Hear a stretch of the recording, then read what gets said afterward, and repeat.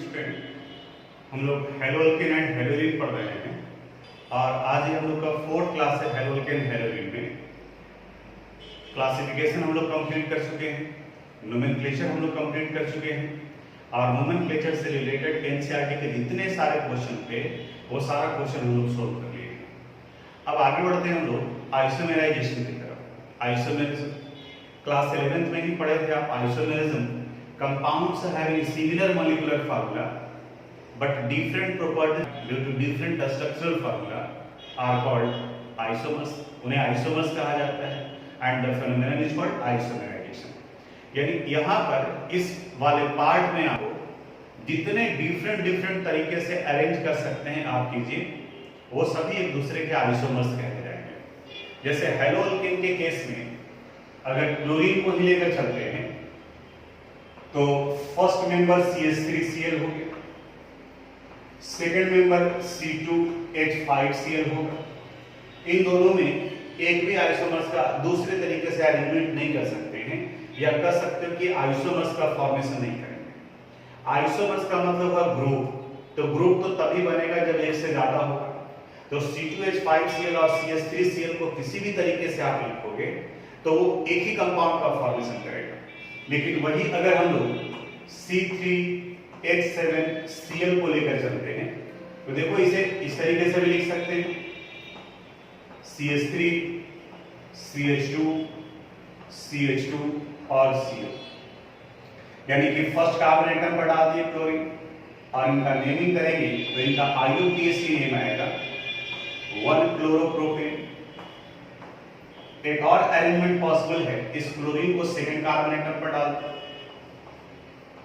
CH3 CH Cl और ये CH3।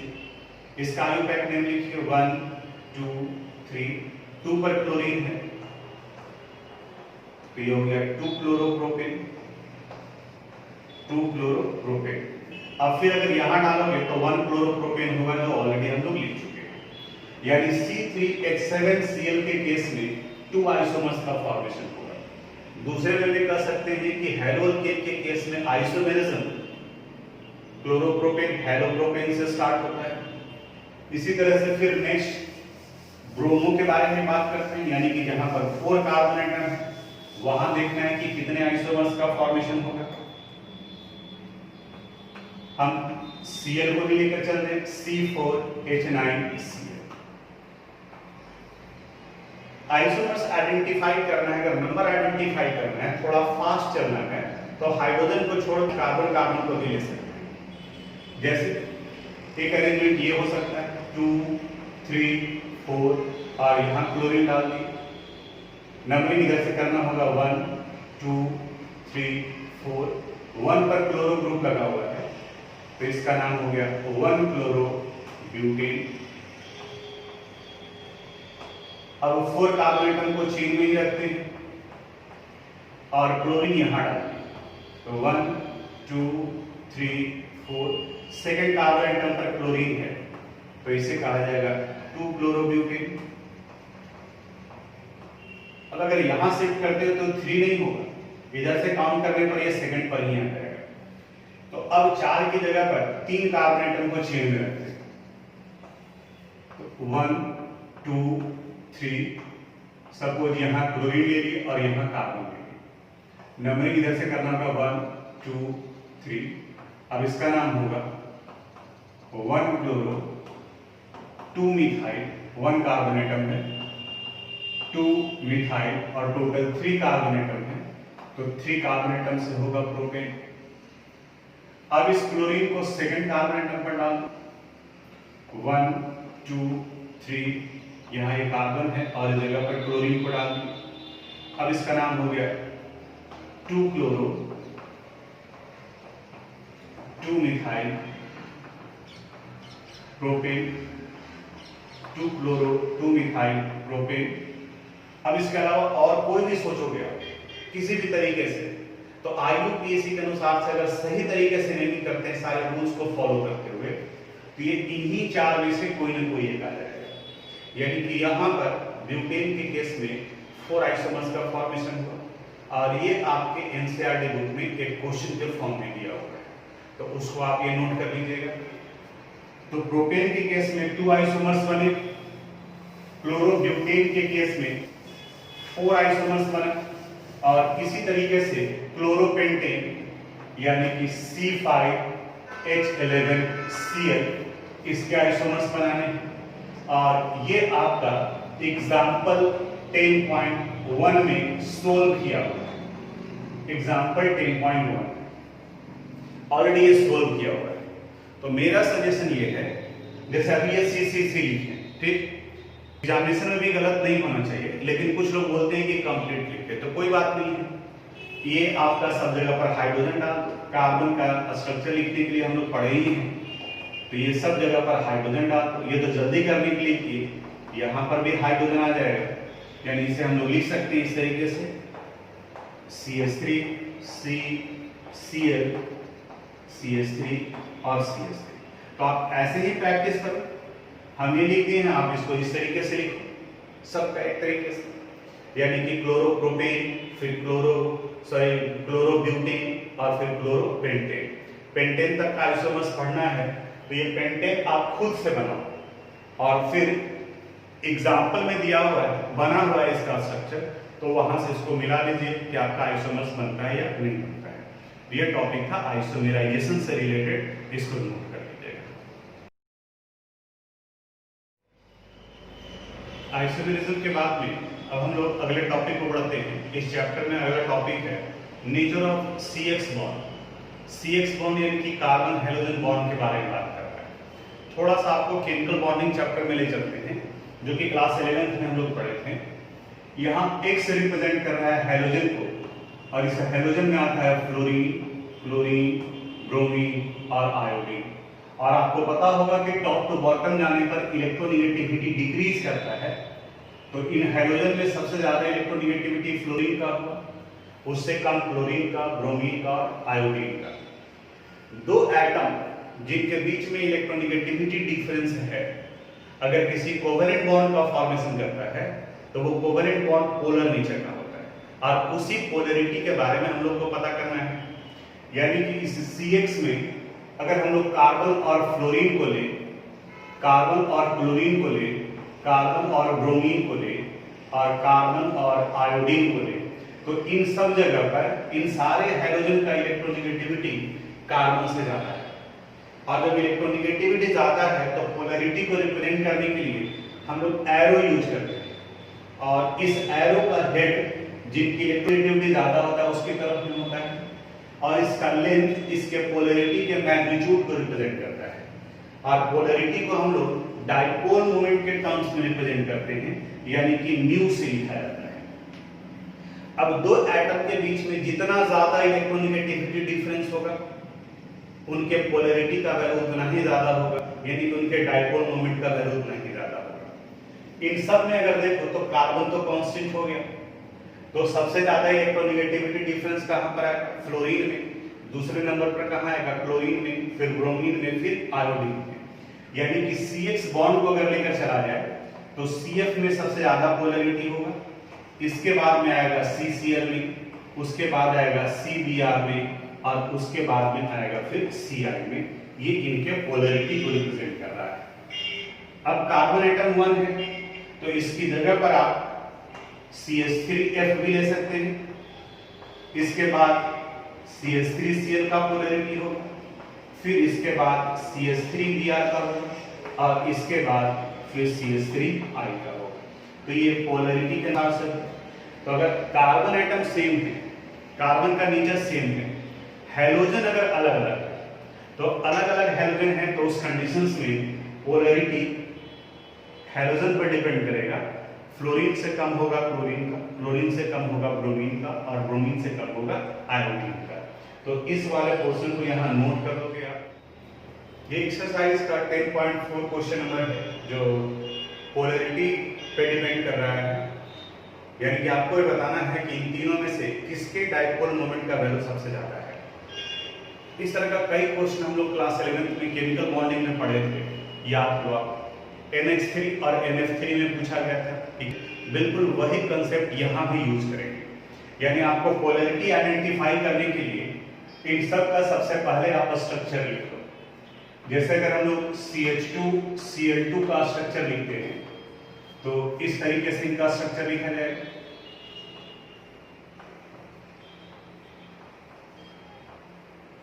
Hydrogen और ये हाइड्रोजन। CHCl3 का अगर स्ट्रक्चर लिखना है तो हाइड्रोजन, कार्बन, क्लोरीन, क्लोरीन और यहाँ ये क्लोरीन, और थर्ड है CCl4, इनका स्ट्रक्चर लिखेंगे Cl, Cl, Cl और Cl। दूसरा चीज इलेक्ट्रोनेगेटिविटी आप याद रखोगे, इसमें 3 एलिमेंट है हाइड्रोजन, क्लोरीन और कार्बन। तो इनमें सबसे कम इलेक्ट्रोनेगेटिविटी है हाइड्रोजन का, इससे ज्यादा है कार्बन का और इससे ज्यादा है क्लोरीन का। यही मेन पार्ट है जो आपको ध्यान रखना है। अब 11th में भी बताया गया था कि जिनका इलेक्ट्रोनेगेटिविटी ज्यादा होगा इलेक्ट्रॉन उसकी तरफ शिफ्ट करेंगे और वहां हम लोग एरो डालेंगे उसकी तरफ। अब जैसे इसमें देखो कार्बन और हाइड्रोजन बॉन्ड में पोलैरिटी प्रोड्यूस होगा, लेकिन हाइड्रोजन के कंपैरिजन में कार्बन का इलेक्ट्रोनेगेटिविटी ज्यादा है, तो यहां जो पोलैरिटी प्रोड्यूस होगा वो कार्बन की तरफ में होगा, यहां कार्बन की तरफ हो गया। ये कार्बन और क्लोरीन में क्लोरीन का ज्यादा है तो पोलैरिटी प्रोड्यूस होगा वो क्लोरीन की तरफ होगा, यहां ये क्लोरीन की तरफ देखो। एक चीज और देखोगे, ये एरो का लेंथ, जितना ज्यादा इलेक्ट्रोनेगेटिविटी डिफरेंस होगा उसका लेंथ उतना ही बड़ा होगा। तो यहाँ कार्बन और क्लोरीन के बीच में इलेक्ट्रोनेगेटिविटी डिफरेंस ज्यादा है, इसलिए इसके एरो का लेंथ बड़ा किया, जबकि यहाँ पर कार्बन और हाइड्रोजन के बीच में एरो का लेंथ कम किया। इसको ध्यान रखो। अब थोड़ा सा वेक्टर का कंसेप्ट अप्लाई करो। इन दोनों का अगर रिजल्टेंट निकालेंगे तो इन दोनों का रिजल्टेंट राइट साइड की तरफ में आएगा और इन दोनों का रिजल्टेंट भी राइट साइड की तरफ आएगा। ये अब इस पर आते हैं हम लोग। इस कार्बन और हाइड्रोजन की वजह से ये जाएगा कार्बन की तरफ में, कार्बन और क्लोरीन की वजह से यहां भी पोलैरिटी प्रोड्यूस होगा, लेकिन ये शिफ्ट करेगा क्लोरीन की तरफ में। यहां कार्बन और क्लोरीन की वजह से ये शिफ्ट करेगा क्लोरीन की तरफ में, यहां ये क्लोरीन की तरफ में। अब देखो इसके स्ट्रक्चर, ये क्लोरीन और ये क्लोरीन ये दोनों एक दूसरे के अपोजिट डायरेक्शन में, तो इन दोनों का रिजल्टेंट वैल्यू तो 0 हो जाएगा। अब जब इनका 0 हो गया तो सिर्फ ये बचा रह गया, जबकि यहां देख रहे हैं कि इन दोनों का कंबाइंड रिजल्टेंट ये दिखा रहा है, यानी कि इस एरो के रिस्पेक्ट में इस एरो का लेंथ ज्यादा हो गया, क्योंकि ये भी अवे फ्रॉम कार्बन है, ये भी अवे फ्रॉम कार्बन है, तो इन दोनों का रिजल्टेंट एडिशन की वजह से हो रहा है, जबकि यहां पर ये सिर्फ इतना ही बचा हुआ रह जाएगा और ये जो पोलैरिटी प्रोड्यूस की है इसकी वजह से होगा, यानी कि यहां एक माइनस हो गया।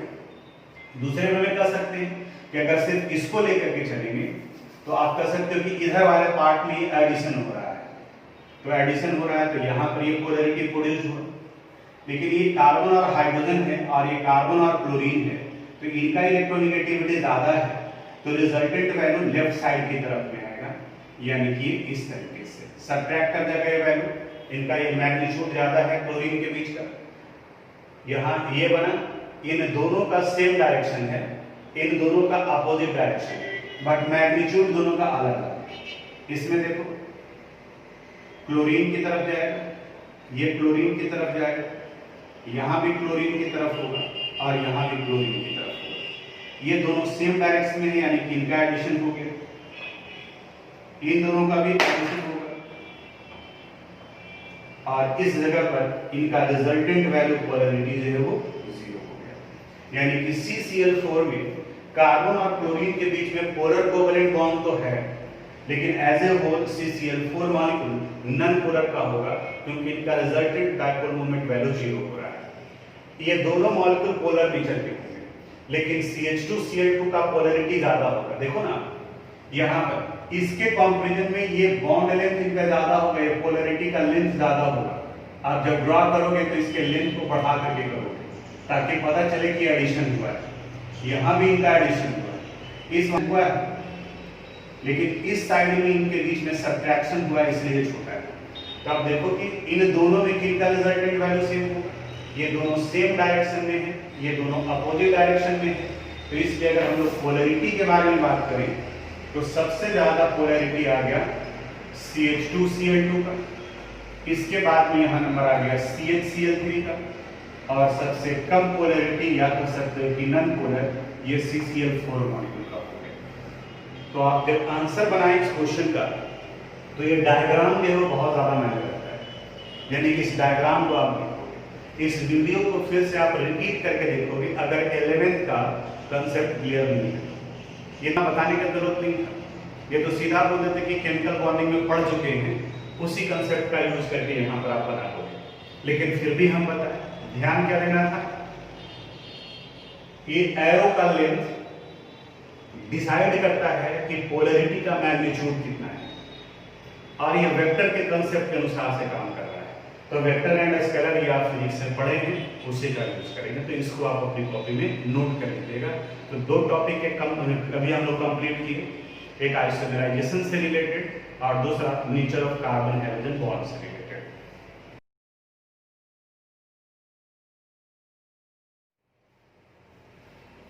अब हम लोग हैलोअल्केन के प्रिपरेशन पर आते हैं। हैलोअल्केन यानी कि अल्काइल हैलाइड का प्रिपरेशन, कई मेथड ऑफ प्रिपरेशन है, बिल्कुल इत्मीनान से आप पढ़ोगे, डिटेल से इसको वन बाय वन पे एक्सप्लेन करेंगे। जैसे इसमें फर्स्ट मेथड है फ्रॉम अल्कोहल।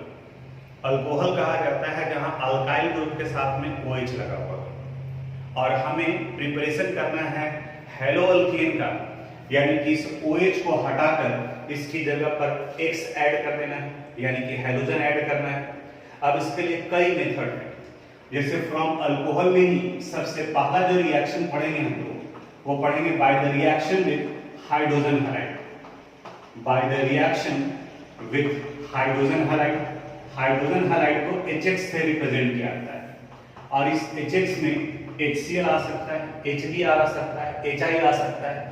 HF के साथ रिएक्शन नहीं कराते हैं, आगे उसके बारे में डिस्कस करेंगे हम लोग। उनके अनस्टेबिलिटी की वजह से वहां पर वो फिजिबल प्रोसेस नहीं है, इसलिए उसका इस्तेमाल नहीं करते हैं।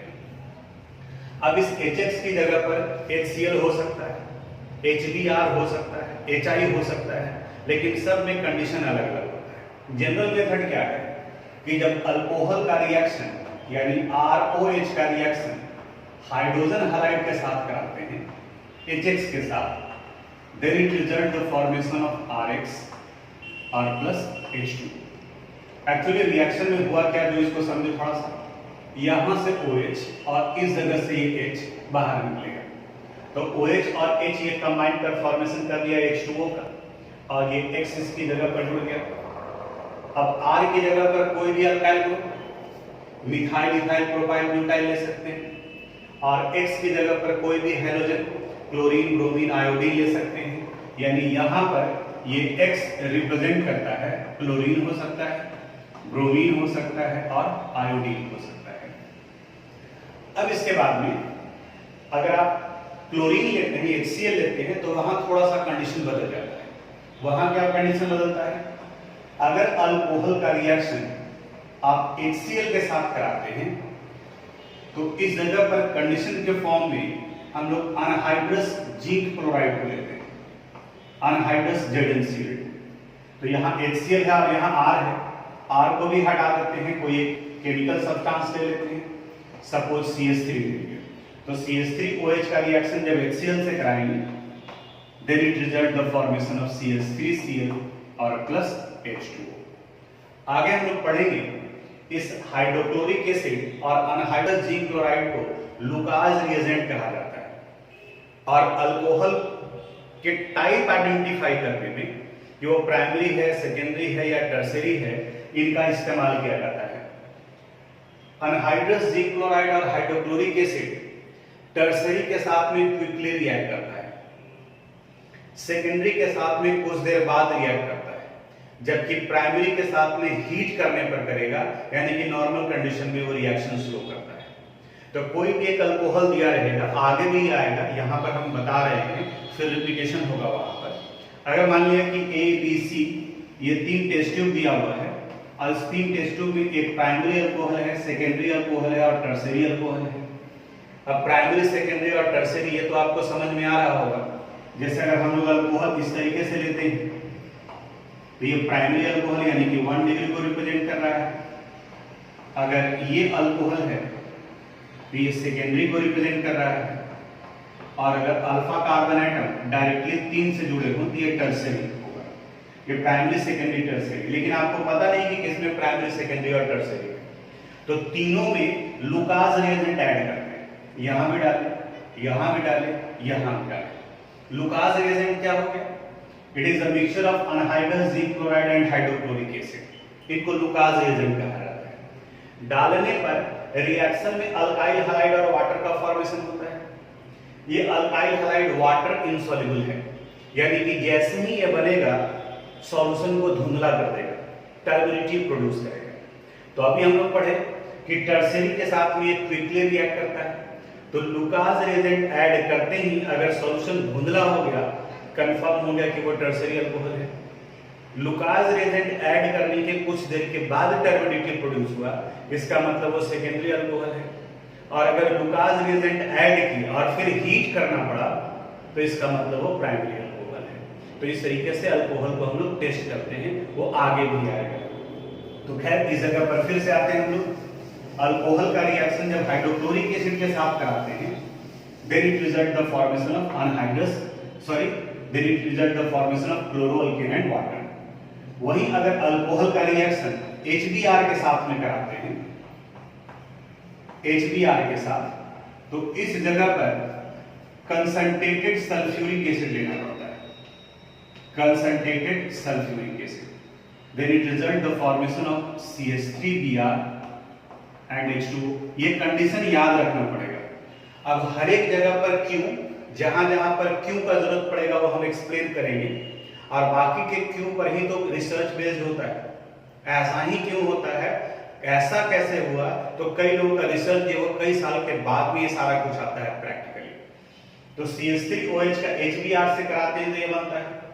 फिर कई जगह पर आप देखोगे कि in place of HBr hydrogen bromide की जगह पर हम लोग किसी मेटल का भी इस्तेमाल कर सकते हैं कंसंट्रेटेड सल्फ्यूरिक एसिड के साथ। यानी कि इस रिएक्शन की बजाय आप ये भी लिख सकते हो कि CH3OH और इनका रिएक्शन करा दिए हम लोग मेटल ब्रोमाइड के साथ में। Suppose NaBr in the presence of concentrated sulfuric acid compound H2SO4, then it also result the formation of CH3Br। अब अगर रिएक्टेंट में आप लिख रहे हो तो इसका जो बाई प्रोडक्ट होगा वो प्रोडक्ट में लिखना पड़ेगा, लेकिन अगर इसी को आप एरो पर डाल दिए तो बाई प्रोडक्ट को छोड़ देते हैं, सिर्फ मेजर प्रोडक्ट को लिखते हैं। अब सवाल उठता है कि यहाँ पर Br बना कैसे, तो इन दोनों के बीच में रिएक्शन होता है, ध्यान से समझना थोड़ा सा। NaBr का रिएक्शन जब हम लोग H2SO4 के साथ कराते हैं सल्फ्यूरिक एसिड के साथ, then it result the formation of sodium hydrogen sulfate NaHSO4 और प्लस HBr। तो यानी कि अगर आप हाइड्रोजन ब्रोमाइड डायरेक्ट नहीं ले रहे हैं तो उसकी जगह पर मेटल ब्रोमाइड और कंसंट्रेटेड सल्फ्यूरिक एसिड लेंगे तो भी ब्रोमोअल्केन का फॉर्मेशन होगा। क्यों? क्योंकि मेटल ब्रोमाइड सल्फ्यूरिक एसिड के साथ रिएक्ट कर रिएक्शन में हाइड्रोजन ब्रोमाइड का फॉर्मेशन करता है, और जब ये हाइड्रोजन ब्रोमाइड बन गया तो HBr अल्कोहल के साथ में मिथाइल ब्रोमाइड बनाती है। यानी ब्रोमो अल्केन के प्रिपरेशन के लिए आपके पास में दो ऑप्शन हो गया, either you can react alcohol with hydrogen bromide और you can treat alcohol with metal bromide in the presence of concentrated sulphuric acid. अब इसी से रिलेटेड फिर अगर आपको आयोडो अल्केन बनाना तो उस कंडीशन में क्या करेंगे, ये अल्कोहल का ही पार्ट है, यानी कि क्लोरीन ऐड हो गया, HCl in the presence of concentrated anhydrous zinc chloride। अगर ब्रोमीन ऐड करना है तब उस कंडीशंस में हम लोग कंसंट्रेटेड सल्फ्यूरिक एसिड यूज करते हैं, और अगर हाइड्रोजन आयोडाइड यूज करना है तो हाइड्रोजन आयोडाइड के केस में किसी कैटलिस्ट की जरूरत नहीं है, इसे आप सिंपली हीट करोगे, then it result the formation of CH3I plus H2O। Iodoalkane और वाटर का फॉर्मेशन होगा। अब आपको एनसीईआरटी में एक क्वेश्चन मिलेगा कि जिस तरह से मेटल ब्रोमाइड का सल्फ्यूरिक एसिड के साथ रिएक्शन कराया तो मेटल आयोडाइड का इस्तेमाल क्यों नहीं करते। यानी क्वेश्चन ये है कि CH3OH और Ki इनका रिएक्शन अगर कराते हैं इन the presence of sulphuric acid, concentrated sulphuric acid, तो इस मेथड को क्यों ट्रीट नहीं किया जाता है। अब इसके पीछे में रीजन जानते हैं, तो इनके बीच के रिएक्शन को समझना होगा। पोटासियम आयोडाइड का जब रिएक्शन कराते हैं सल्फ्यूरिक एसिड के साथ में, H2SO4 के साथ में, तो उस कंडीशन में भी पोटासियम हाइड्रोजन सल्फेट का फॉर्मेशन होता है और साथ में हाइड्रोजन आयोडाइड बनता है। लेकिन ये sulphuric acid strong oxidising agent है और ये स्ट्रॉन्ग ऑक्सीडाइजिंग एजेंट नेचर होने की वजह से ये इस फॉर्म्ड हाइड्रोजन आयोडाइड को आयोडीन में कन्वर्ट कर देता है। यानी कि इस रिएक्शन में हाइड्रोजन आयोडाइड तो बना, लेकिन ये हाइड्रोजन आयोडाइड फिर से सल्फ्यूरिक एसिड के साथ जब ये रिएक्ट करते हैं तब उस कंडीशन में ये H2 प्लस SO2 और प्लस I2 का फॉर्मेशन कर लेता है, आयोडीन का फॉर्मेशन कर लेता है। अब यहां आप देखो, अल्कोहल का रिएक्शन हमें कराना है हाइड्रोजन आयोडाइड के साथ, लेकिन जब आप मेटल आयोडाइड ले रहे हो तो आपको हाइड्रोजन आयोडाइड नहीं मिल रहा है, आपको क्या मिल रहा है, आयोडीन मिल रहा है। तो आयोडीन से तो रिएक्शन नहीं करता, हैलोजन से तो नहीं करता, रिएक्शन किसके साथ में करता है, हाइड्रोजन हलाइड के साथ में करता है। इसलिए इस मेथड को हम लोग प्रीफर नहीं करते।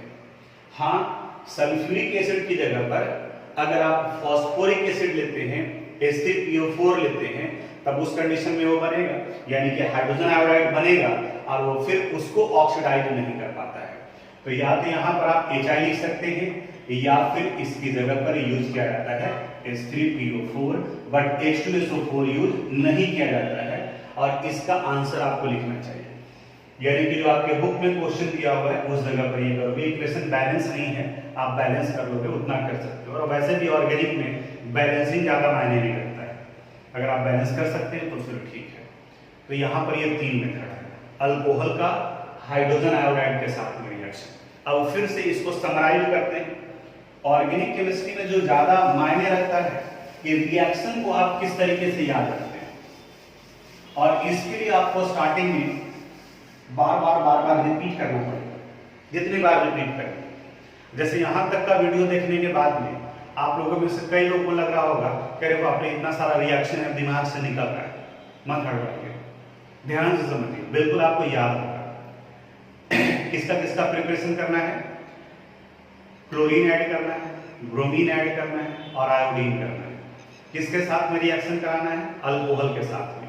अभी जितना बात बताए हैं उसी का समराइज फॉर्म यहाँ लिख रहे हैं, आप अपनी कॉपी में भी इसको लास्ट में उसी तरीके से लिखोगे। ये अल्कोहल का रिएक्शन जब हम लोग HCl के साथ कराते हैं, हाइड्रोजन क्लोराइड के साथ, तो ये हाइड्रोजन क्लोराइड के साथ कराते हैं तो ये रिएक्शन होता है इन the presence of anhydrous zinc chloride, it results the formation of RCl and plus H2, water का फॉर्मेशन होता है। आप अगर नहीं चाहते हैं बाय प्रोडक्ट तो बाय प्रोडक्ट छोड़ दीजिए, क्योंकि आपने रिएक्टेंट को तो डाल दिया यहाँ पर एरो के ऊपर में, तो जब एरो पर डाल दिए तो बाय प्रोडक्ट को छोड़ सकते हो, सिर्फ मेजर प्रोडक्ट लिख सकते हैं आप। फिर था रिएक्शन HBr के साथ में, कंडीशन याद करो, जब HBr के साथ रिएक्शन कराते हैं तो यहाँ कंडीशन था इन the presence of concentrated sulphuric acid it result the formation of RBr। इसी जगह पर एक और कंडीशन आ गया था, या तो हाइड्रोजन ब्रोमाइड ले सकते हैं या इसकी जगह पर कोई मेटल ब्रोमाइड ले सकते हैं, सपोज NaBr यूज कर सकते हैं। फिर आया था कि इनका रिएक्शन हाइड्रोजन आयोडाइड के साथ कराएंगे। अगर हाइड्रोजन आयोडाइड के साथ करा रहे हैं तो सिर्फ आपको हीट करना पड़ेगा, then it result the formation of iodine. इतना ही तो याद करना है। अल्कोहल का HCl के साथ इन the presence of anhydrous zinc chloride, alcohol का HBr के साथ इन the presence of concentrated sulphuric acid, और अल्कोहल का हाइड्रोजन आयोडाइड के साथ ऑन हीटिंग। अब एक दो इंपॉर्टेंट पॉइंट, हाइड्रोजन आयोडाइड की जगह पर अगर मेटल आयोडाइड लेते हैं तो मेटल आयोडाइड में आपको एसिड सल्फ्यूरिक एसिड ना लेकर के फॉस्फोरिक एसिड यूज करना पड़ेगा। दूसरा, रीजन की यहाँ पर H2SO4 क्यों नहीं आएगा, क्योंकि आपका इंपॉर्टेंट क्वेश्चन बन गया एनसीईआरटी बुक का। तो उसका एक्सप्लेनेशन ये बताया गया कि अगर आप सल्फ्यूरिक एसिड लेते हैं, the sulfuric acid act as a strong oxidizing agent and it oxidizes the formed hydrogen iodide into iodine, यानी कि वहां पर हाइड्रोजन आयोडाइड नहीं रहता है, जबकि रिएक्शन किसके साथ कराना है, हाइड्रोजन आयोडाइड के साथ कराना है, तो इस वजह से उसका इस्तेमाल नहीं करते हैं। ये ए था by the reaction with hydrogen iodide. दूसरे मेथड पर आते हैं यानी कि बी पर। ये सब आप डिटेल से रिएक्शन लिखोगे, अपनी कॉपी में नोट करोगे, बिल्कुल इत्मीनान से चलेंगे हम लोग, एक एक स्टेप को डिस्कस करते चलेंगे। और सबसे बड़ी बात ये कि इसको हम भी रिपीट करेंगे और आप वीडियो को रिपीट कीजिएगा, जैसे अभी आप देख लिए, फिर उसके बाद में कल होकर के थोड़ा सा एक बार फिर से रिमाइंड कर लिए। फर्स्ट चैप्टर में जितना ज्यादा मेहनत आप करोगे, आगे जाकर के आपके लिए ऑर्गेनिक उतना ही ज्यादा आसान होने वाला है। तो अब दूसरे वाले पार्ट पर आते हैं। सेकेंड था by the reaction with phosphorus halide, B में by the reaction with phosphorus halide, with phosphorus halide. Phosphorus halide में PX3 होता है, तो PCl3 भी हो सकता है, PBr3 भी हो सकता है, या PCl5 ले सकते हैं। पेंटा हैलाइड में अस्टेरिक हिंडेंस की वजह से क्लोरीन एग्जिस्ट करता है, ब्रोमीन और आयोडीन अनस्टेबल होते हैं, इसलिए वहां पर हम लोग PBr5 और PI5 भी लेते हैं। अब इनका रिएक्शन, अल्कोहल का रिएक्शन अगर हम लोग PX3 के साथ कराते हैं, then it result the formation of RX plus H3PO3। अब इक्वेशन देख लो, ये बैलेंस है या नहीं है। RX यहां से X, तो चूंकि यहां पर 3 है तो इसलिए यहां 3 डालोगे और यहां 3 आ जाएगा। अब देख लेना ये इक्वेशन बैलेंस हो गया हो। अब इसकी जगह पर कोई भी अल्कोहल आप ले लो, CH3OH प्लस PCl3 अगर लेंगे तो यहां 3 अगर डालते हैं तो 3CH3Cl प्लस H3PO3 आएगा। अगर PBr3 लेते हैं तो यहां पर Br आ जाएगा, PI3 लेते हैं तो यहां पर आयोडीन हो जाएगा। अब PCl3 हो गया, PBr3 और PI3 के लिए डायरेक्ट PBr3 और PI3 ना लेकर के इसमें अल्कोहल का रिएक्शन रेड फॉस्फोरस का ब्रोमीन या आयोडीन के साथ में रिएक्शन कराते हैं।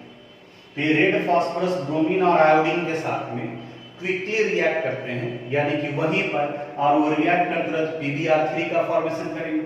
तो अगर ये PBr3 का फॉर्मेशन करेगा तो यहाँ पर CH3Br हो जाएगा, और अगर यहाँ आयोडीन आप ले रहे हैं तो CH3Br की जगह पर ये CH3I का फॉर्मेशन होगा। वही तो PCl3 का भी हो गया, PBr3 के साथ भी हो गया, PI3 के साथ भी हो गया। और अगर अल्कोहल का रिएक्शन आप PCl5 के साथ कराते हो,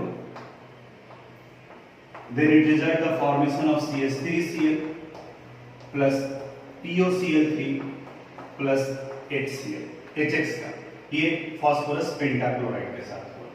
तो अब अल्कोहल का ये दो मेथड पढ़े, इसको भी आप नोट कीजिएगा, फिर रिपीट करेंगे हम, पेशेंस रखोगे आप। बी के बाद में सी है reaction with thionyl chloride, reaction with thionyl chloride with SOCl2, thionyl chloride, इनके साथ कराते हैं। अल्कोहल यानी कि अल्काइल ग्रुप के साथ में OH लगा हुआ हो, और थायोनील क्लोराइड यानी कि SOCl2। तो जब अल्कोहल का रिएक्शन थायोनील क्लोराइड यानी SOCl2 के साथ कराते हैं, then it result the formation of RCl plus SO2 और प्लस HCl। HCl ये हाइड्रोजन क्लोराइड गैस है, ये गैस है, और सल्फर डाइऑक्साइड भी गैस है। तो यहाँ एक इंपॉर्टेंट क्वेश्चन ये मिलता है कि why to prepare chloroalkane from alcohol we treated it with thionyl chloride। इस मेथड को क्यों प्रीफर किया जाता है? आंसर इसका यहाँ दिख रहा है। अल्कोहल का रिएक्शन जब थायोनील क्लोराइड के साथ कराते हैं, then it result the formation of chloroalkane और जो बाई प्रोडक्ट बन रहा है सल्फर डाइऑक्साइड और हाइड्रोजन क्लोराइड, ये गैसियस फॉर्म में है। तो जब गैस के फॉर्म में है तो वो इजीली बाहर निकल जाएगा, तो इन्हें सेपरेट करने का जरूरत नहीं होता है, तो इसलिए इस मेथड को हम लोग प्रीफर करते हैं। तो ये इतना मेथड था आपका अल्कोहल से प्रिपरेशन का, इसको अपनी कॉपी में नोट कर लीजिए। अब जो ऑर्गेनिक केमिस्ट्री में इंपॉर्टेंट पार्ट है वो इसका समराइज फॉर्म लिखना है। जितना ज्यादा आप रिएक्शन को रिपीट करोगे, बार बार कोशिश करो उसको शॉर्ट फॉर्म में लिखने का, उतना ही ज्यादा आपको रिएक्शन याद रहेगा और फिर उतना ही ज्यादा वो हेल्पफुल होगा आपके लिए। जैसे इस बार हम इथेनॉल को लेंगे, अल्कोहल है, क्या क्या पढ़े हम लोग? अल्कोहल का रिएक्शन जब हाइड्रोजन क्लोराइड के साथ कराते हैं इन the presence of anhydrous zinc chloride, तो यहाँ ये फॉर्मेशन करेगा C2H5Cl का, और बाई प्रोडक्ट यहाँ क्या बनता है H2 प्लस H2O बन गया। अगर HBr के साथ रिएक्शन कराते हैं इन the presence of concentrated sulphuric acid, तो यहाँ ये फॉर्मेशन करेगा C2H5Br और प्लस H2O हो गया। और अगर हाइड्रोजन आयोडाइड के साथ रिएक्शन कराते हैं तो यहाँ फॉर्मेशन होगा C2H5I और प्लस H2O का, वाटर का। तो ये पहला था रिएक्शन विद हाइड्रोजन क्लोराइड, तो ये तीनों रिएक्शन ही हम लोग पढ़े थे और ये 3-4 बार रिपीट किया, और हम उम्मीद करते हैं कि अब आपके दिमाग में बैठ गया होगा।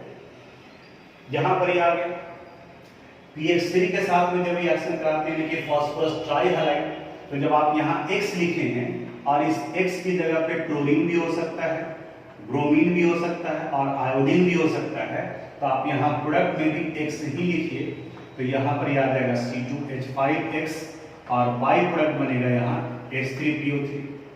वही अगर PCl5 लेते हैं तो ये प्रोडक्ट बनेगा C2H5Cl प्लस POCl3 और प्लस HCl।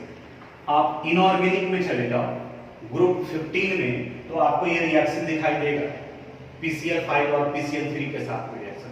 थोड़ा सा नोट्स है आपके पास में इनऑर्गेनिक का, ग्रुप 15 देखो आप पलट करके, तो अल्कोहल और कार्बोक्सिलिक एसिड दोनों का रिएक्शन था, तो अल्कोहल में रिपीट हो रहा है और फिर जब कार्बोक्सिलिक एसिड पढ़ेंगे तो वहां पर भी आएगा। SOCl2 के साथ रिएक्शन कराते हैं तो यहाँ ये बनेगा C2H5Cl और दो गैसियस प्रोडक्ट बनते हैं सल्फर डाइऑक्साइड और हाइड्रोजन क्लोराइड। ये हाइड्रोजन क्लोराइड है, हाइड्रोक्लोरिक एसिड नहीं है। कई लोग कंफ्यूज होते हैं कि HCl तो एसिड है, हाइड्रोजन क्लोराइड गैसियस फॉर्म में होता है। जब इस हाइड्रोजन क्लोराइड गैस को वाटर में डिसॉल्व करते हैं तब उसके उस एक्वस सॉल्यूशन को हाइड्रोक्लोरिक एसिड कहा जाता है। तो ये लेबोरेटरी में जब एक्सपेरिमेंट कर रहे होते हैं या फिर आपका एग्जाम चल रहा है तो ये कंसेप्ट जरूरी होता है। एक्सटर्नल कई बार में पूछते हैं कि हाइड्रोजन क्लोराइड और हाइड्रोक्लोरिक एसिड में क्या फर्क है, तो जनरली स्टूडेंट को दिखाई देता है कि HCl, तो बताता है कि सर दोनों सेम है, दोनों का मॉलिक्यूलर फार्मूला सेम है, दोनों में डिफरेंस भी है। हाइड्रोजन क्लोराइड गैस को कहा जाता है और जब इस गैस को वाटर में डिसॉल्व करते हैं then its aqueous solution is called hydrochloric acid, तब उसे हाइड्रोक्लोरिक एसिड कहते हैं। यहां तक ये समराइज पार्ट लिख दें।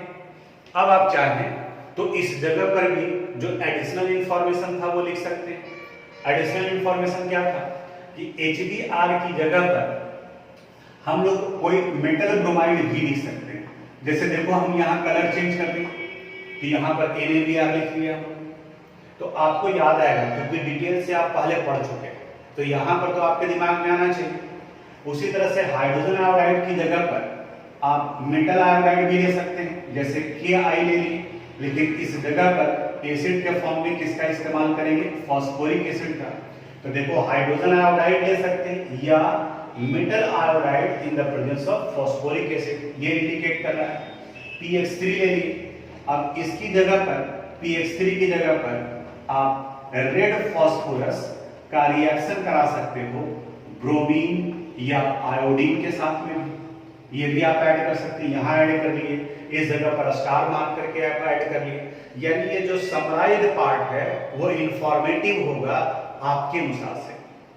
आप इसको जैसे बनाना चाहे वैसे बनाइए, और फिर जब चैप्टर कंप्लीट हो जाएगा तो हम आपको बताएंगे कि एक चैप्टर यानी कि 2 से 3 पेज, तो 4 चैप्टर है, तो कुल मिलाकर के 6 से 7 पेज में ही सारा का सारा ऑर्गेनिक केमिस्ट्री है।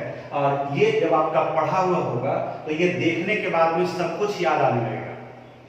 यानी कि अब अगर आपसे कोई पूछे कि SOCl2 क्यों प्रीफर किया जाता है, कहीं कुछ नहीं लिखा हुआ है, लेकिन चूंकि आप पहले पढ़ चुके हैं तो तुरंत दिमाग में आएगा, because the by products sulphur dioxide and hydrochloric acid hydrogen chloride are in gases form, इसलिए इसे इजीली सेपरेट कर सकते हैं और हम लोग को हेलोअल्केन का फॉर्मेशन मिल जाता है यहाँ।